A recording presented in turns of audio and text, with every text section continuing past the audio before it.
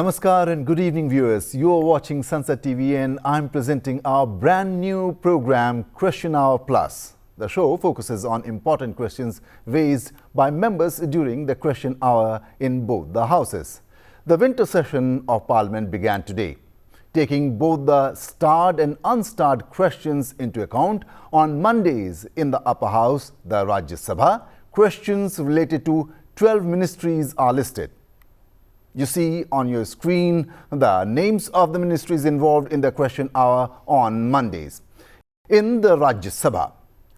Likewise, in the lower house, the Lok Sabha, Mondays in the question hour is dedicated for queries from 10 ministries. On your screen are the names of the ministries involved in the question hour in the Lok Sabha on Mondays. In today's program, we would be taking questions related to the ministries of Civil Aviation, Education, Labour and Employment, Jal Shakti and Housing and Urban Affairs. In the upper house, Darshana Singh, member of the Bharatiya Janata Party from Uttar Pradesh, asked a question related to RCS Udan to the Ministry of Civil Aviation.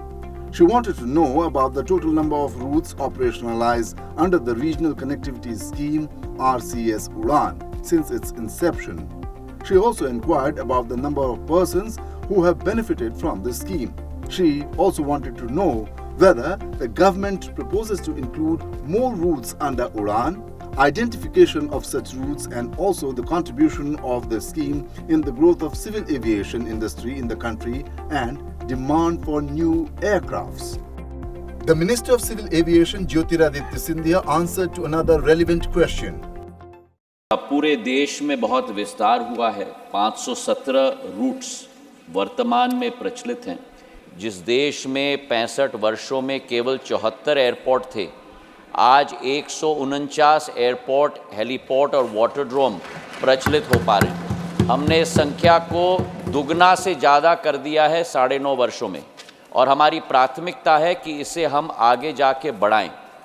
हमारे airlines की भी पूर्ण क्षमता आगे बढ़ने वाली है और आने वाले दिनों में इस क्षेत्र को एक बैकबोन आवागमन के क्षेत्र में पूरे देश का हम बनाने वाले हैं।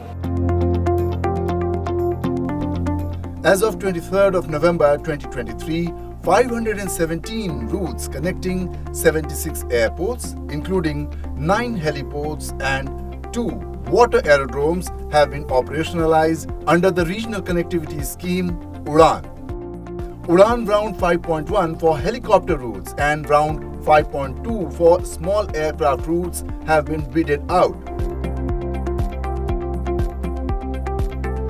The Udan scheme has encouraged procurement of different types of aircraft in the country.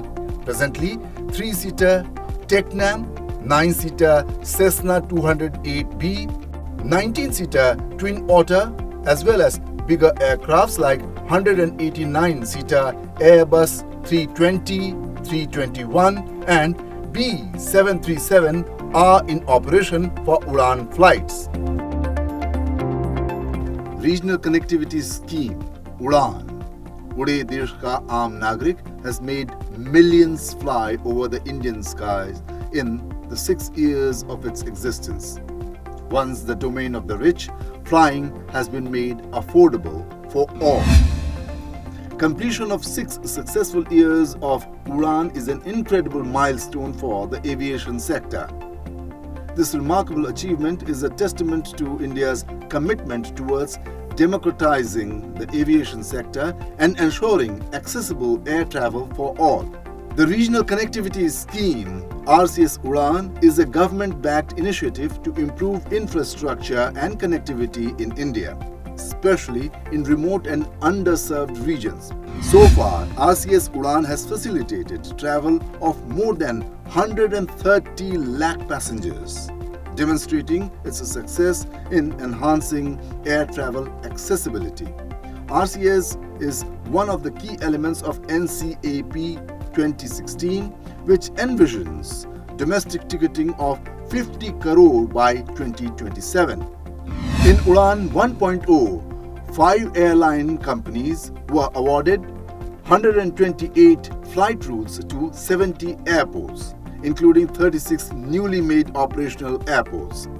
In Udan 2.0, 73 underserved and unserved airports were announced, and for the first time, helipads were also connected. Under Udan 3.0, in coordination with the Ministry of Tourism, tourism routes were included.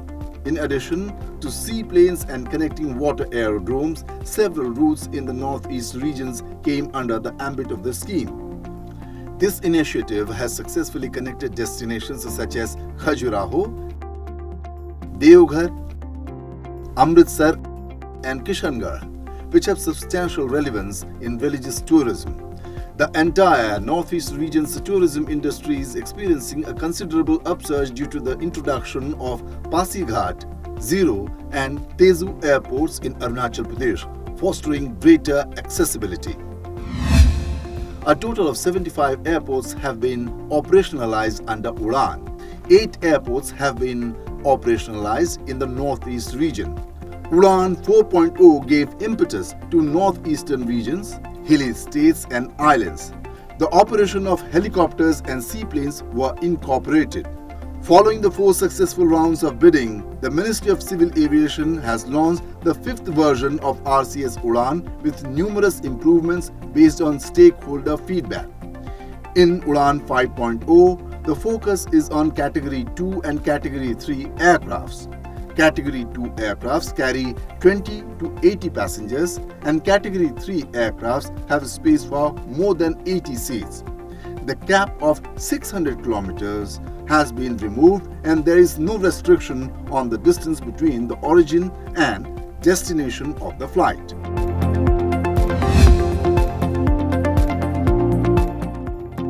In the lower house, a question related to additional employment opportunity was put up to the Ministry of Labour and Employment. Members Vinayak Raut and Sanjay Jadhav wanted to know from the Labour Minister whether additional employment opportunities are being generated due to the development schemes being implemented in the country. The members also queried if the government has formulated any national urban youth employment program to promote employment generating opportunities in rural and urban areas. The members also queried about other government initiatives, if any, in this regard. The government, in its reply, informed the Lok Sabha that employment generation coupled with improving employability is the priority of the government. Accordingly, the Government of India has taken various steps for generating employment in the country, including rural and urban areas. The budget of 2023-24 proposed to increase capital investment outlay steeply for the 3rd year in a row by 33% to rupees 10 lakh crore, which would be 3.3% of the GDP. Production-Linked Incentive Scheme (PLI) is being implemented by the government with an outlay close to 2 lakh crore rupees for a period of 5 years starting from 2021-22, which have the potential for creating 60 lakh new jobs. There are 2 skill development programs for rural youth under DAY NRLM, namely Deen Dayal Upadhyay Gramin Kaushalya Yojana DDU-GKY and Rural Self-Employment Training Institutes. Besides these initiatives, various flagship programs of the government such as Stand Up India, Digital India, etc. are also oriented towards generating employment opportunities in the country. The efforts comprise of various long-term schemes, programs, policies for making the country self-reliant and to create employment opportunities. 3 major schemes underway to increase employment under the Ministry of Labour and Employment are Atmanirbhar Bharat Rozgar Yojana (ABRY), Pradhanmantri Rozgar Protsahan Yojana (PMRPY), and National Career Service (NCS) project. Under the Atmanirbhar Bharat Rozgar Yojana, amount reimbursed as of September 2023 is close to rupees 9,880 crore. Over 1.5 lakh establishments have benefited from this scheme. Number of beneficiaries or new employees stands at over 60 lakh. Under the Parliamentary Rozgar Protsahan Yojana, financial benefits of over rupees 9,250 crore have been disbursed. More than 1.5 lakh establishments have benefited from this scheme. More than 1.2 crore people have benefited under this scheme.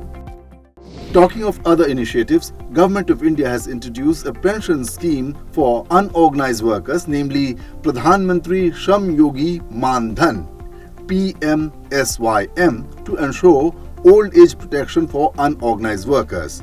This scheme benefits workers and labourers with monthly income of rupees 15,000 per month or less who belong to the entry age group of 18 to 40 years. There is another scheme called the National Pension Scheme for Traders and Self-Employed Persons. The scheme is meant for old age protection and social security of retail traders, shopkeepers and self-employed persons with annual turnover not exceeding rupees 1.5 crore. In the upper house, BJP member Biplab Kumar asked question related to the implementation of Jal Jeevan mission. The member inquired if a nationwide scheme has been implemented to provide drinking water through tap water connection to every household in the country. He also inquired the details of the funds allocated and spent under Jal Jeevan mission. The government in its reply informed the upper house that since 2019, the Government of India in collaboration with states has been executing the Jal Jeevan mission Har Ghar Jal, aiming to provide assured potable water through tap water connections to every rural household in the country. At the time of the announcement of Jal Jeevan mission, 3.23 crore rural households were reported to have tap water connections. So far, as reported by states and UTs, as of November 2023, around 10.47 crore additional rural households have been provided with tap water connections. Thus, as of November 2023, out of 19.24 crore rural households in the country, more than 13.7 crore or 71% households are reported to have tap water supply in their homes. The Jal Jeevan mission was announced by the central government on August 15, 2019 with an aim to provide safe and adequate drinking water to all rural households in India by 2024. 9 states and union territories have achieved 100% households with tap water supply. These include Goa, Andaman and Nicobar Islands, Dadra and Nagar Haveli and Daman and Diu, Haryana, Telangana, Puducherry, Gujarat, Punjab and Himachal Pradesh. Mizoram and Bihar are nearing the completion mark, both with over 96% households with tap water supply. As far as funds allocation is concerned, central share drawn by states and UTs is over rupees 40,000 crore. As many as 145 districts and close to 1,87,000 villages in the country have reported 100% coverage.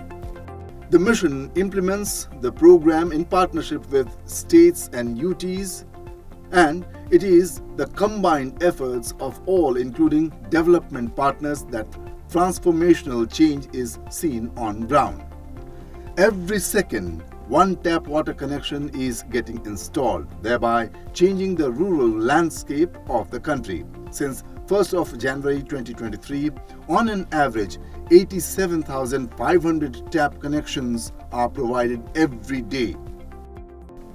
The relentless efforts of the union and state governments have also resulted in ensuring the provision of tap water supply in over 9 lakh schools and 9.5 lakh Anganwadi centers in the country.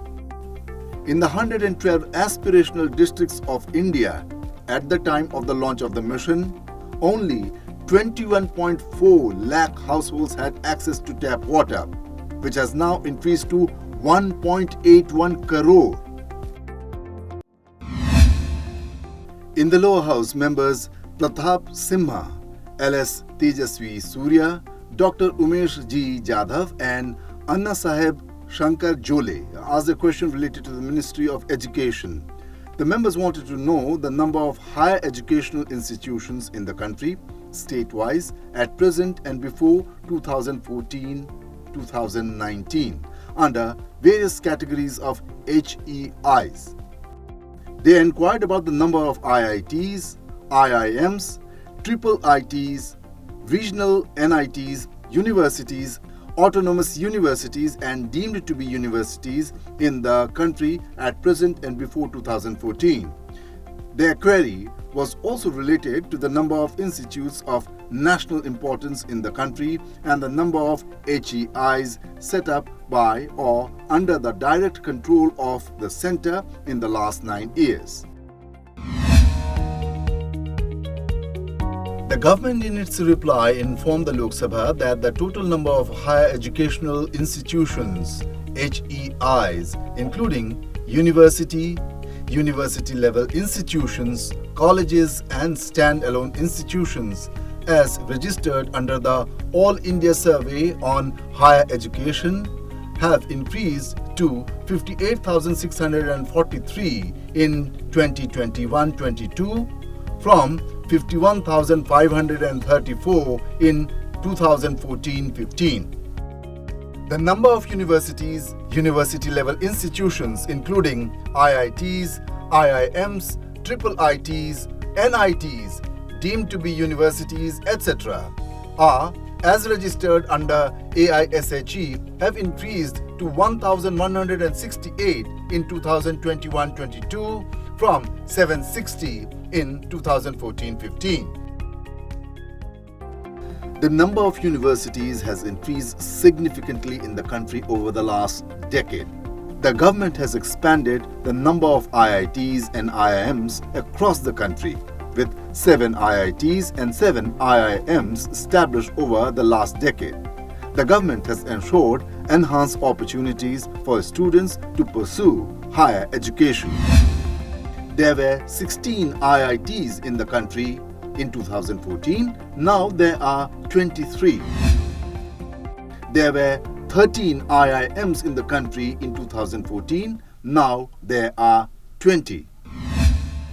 Overall, the progressive institutional structure has played a vital role in the development of India's education system. The focus on high-quality education, research and innovation has helped to position India as a global player in various fields. Out of 1,113 universities, 657 are government-managed. The central government manages 235, state governments manage 422.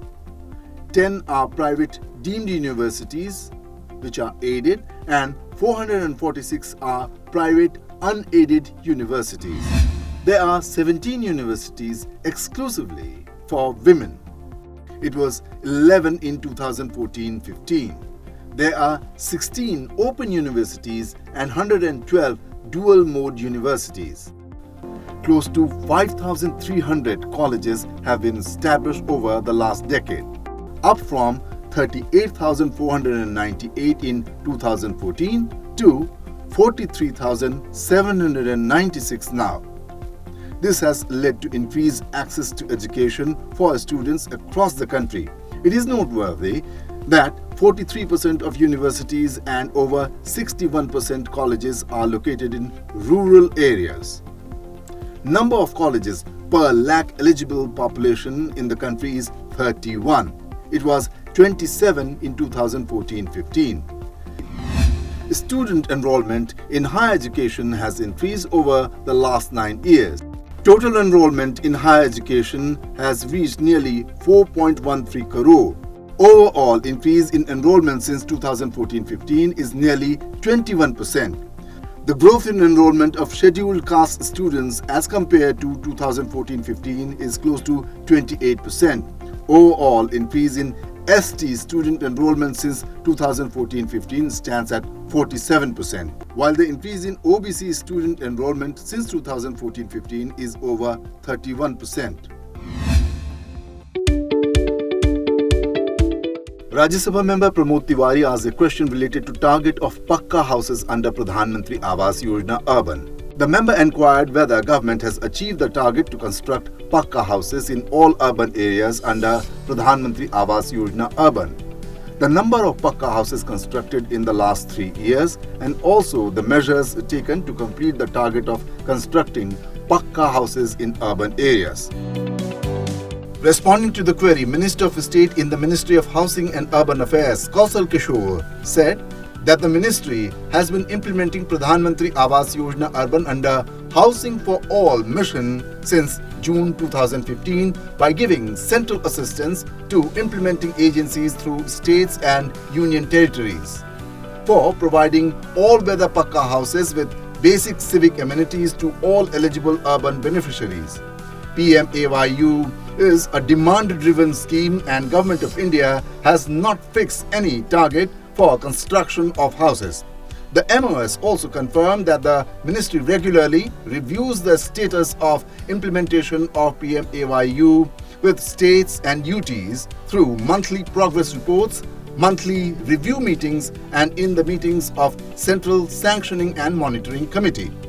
In his reply, he also added that the scheme period, which was earlier up to 31st of March 2022, has since been extended up to 31st of December 2024. The minister also gave state and UT-wise data of last 3 financial years. He asserted that the total number of houses constructed in FY 2020-21 were more than 14.5 lakh. In 21-22, 10.3 lakh houses were constructed, and in financial year 22-23, the total number of constructed houses were more than 14.8 lakh. Sharing some of the state details, in Andhra Pradesh, more than 98,000 houses were constructed in FY 2021. More than 63,000 in FY 2021-22. And in FY 22-23, more than 2.6 lakh houses were constructed. In Bihar, in financial year 2020-21, more than 23,000 houses were built. 13,000 plus houses were built in FY 21-22 and in 22-23, 22.6 thousand plus houses were built. In Haryana, the 3 consecutive house construction details are more than 18,000, nearly 7,000 and more than 13,000 in this financial year. Giving detailed data of Northeast, he stated that in 2020-21, 26,000 plus houses were constructed. In 21-22, the total constructed houses were more than 24,000 and this figure rose to more than 61,000 in 22-23. Talking about union territories, he confirmed that in 2020-21, 14,000 plus houses were constructed. And in FY 22-23, the construction of houses numbers more than 13,000.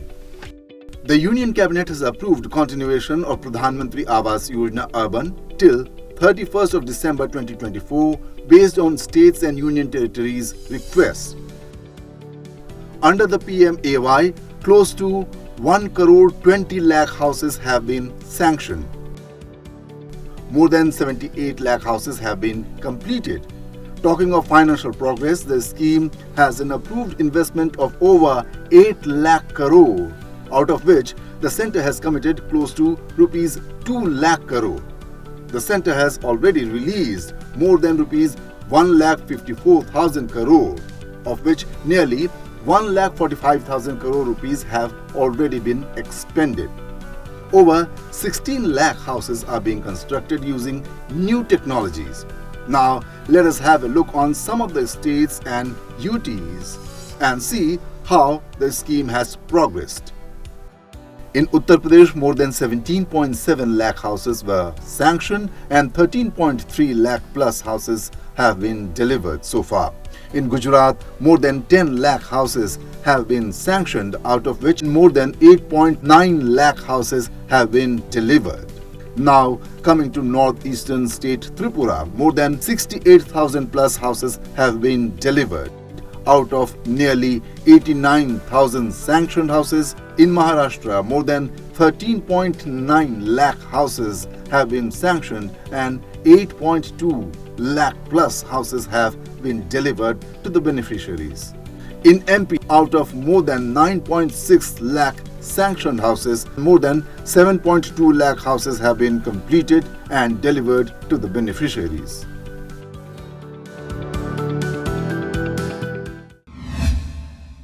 Now, let us take a look at what, apart from question hour, took place in the Parliament today. The winter session of Parliament for 2023 began on Monday and will continue until December 22nd. It will have 15 sittings spread over 19 days. When the House met this morning, the Lok Sabha paid obituary references to 6 of its former members who passed away recently. Later, the Lok Sabha passed Advocates Amendment Bill 2023 by voice vote. The legislation repeals certain sections related to touts under the Legal Practitioners Act 1879. The Central Universities Amendment Bill 2023 was also introduced in the Lok Sabha. The bill seeks to amend the Central Universities Act 2009 for the establishment of a central university, namely Samakka Sarakka Central Tribal University in Telangana. On day one of the proceedings, when the House met this morning, the upper house paid obituary references to 5 of its former members. Rajya Sabha Chairman Jagdeep Dhankar reconstituted the panel of vice chairpersons comprising 8 members. Rajya Sabha today adopted a motion accepting the recommendations of the Privileges Committee on suspension of AAP MP Raghav Chadha, who has been held guilty by the committee and is now allowed to attend the winter session. The upper house also passed the Post Office Bill 2023 through a voice vote that seeks to repeal the 125-year-old Indian Post Office Act and consolidate and amend the law relating to post offices in the country. Replying to the discussion for the consideration of the bill, Communications Minister Ashwini Vaishnav explained the provision for interception. That is all we have in Question Hour Plus for the day. Keep watching Sansad TV. Namaskar.